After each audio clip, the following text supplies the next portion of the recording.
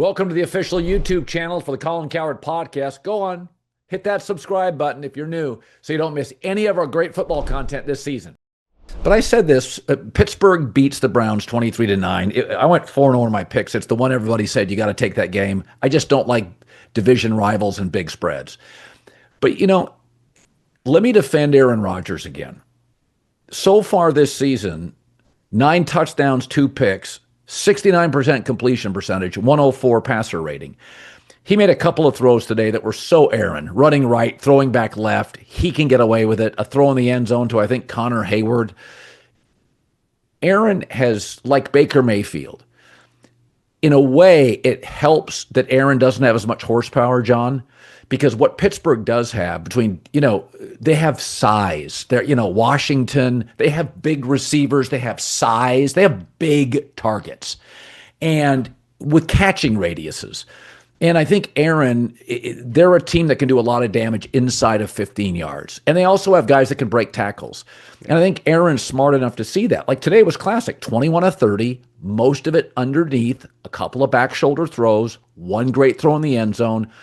I think Aaron, they averaged 5.8 yards a play. That, for Pittsburgh over the last 7 years, against an excellent defense in a division game, that's a lot. These Steelers, Browns, Ravens, Steelers games, you average 3.5, 4.5 yards a play.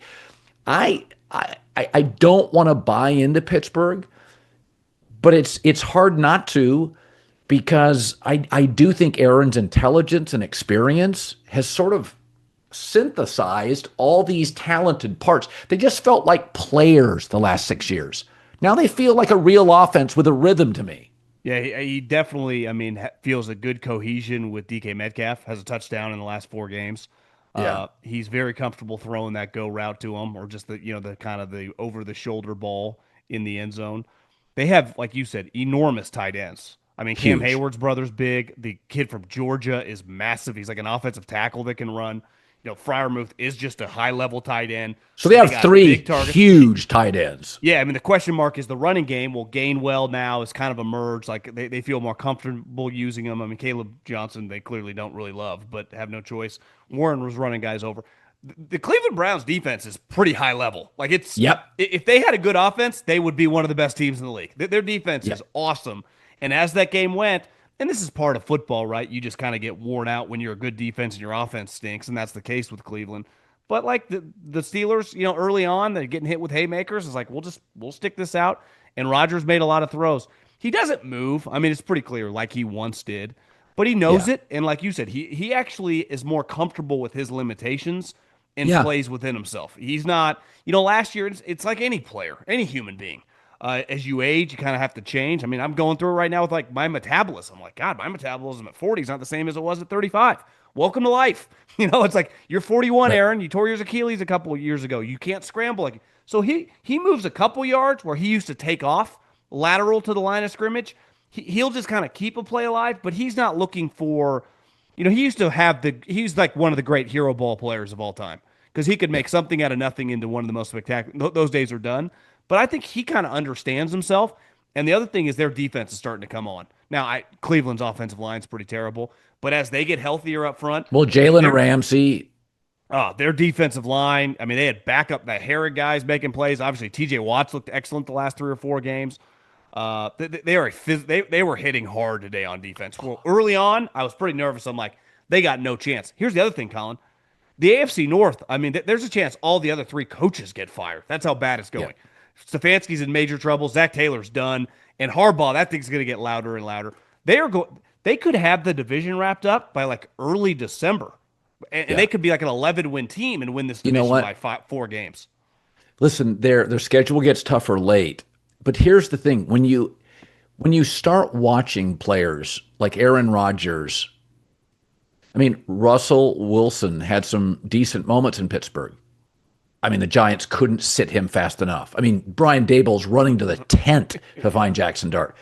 Justin Fields was 4-2 with the Steelers. He's the worst quarterback in the league right now with the Jets.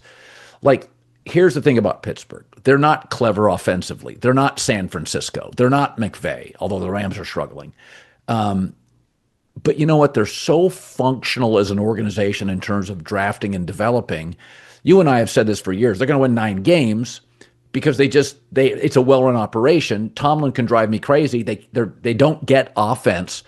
But then when you put a smart guy like Aaron in, and Arthur Smith is also bright, it's just good enough. Now, it wasn't against Seattle, and they played poorly in the second half against Seattle. They had that goofy special teams blunder.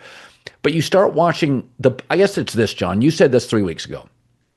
The bottom of this league is awful. Yeah.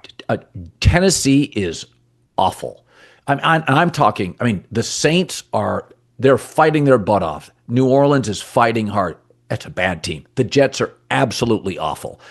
There are 4 or 5 teams at the bottom, and there's no great teams in this league, but you watch Pittsburgh, and just on health, Aaron, certain unity within the organization, they're going to win like 9 or 10 games. I don't think they're going to go 13, 14 wins. I don't, by the way, they do have some older players. Older players tend to get hurt around Thanksgiving.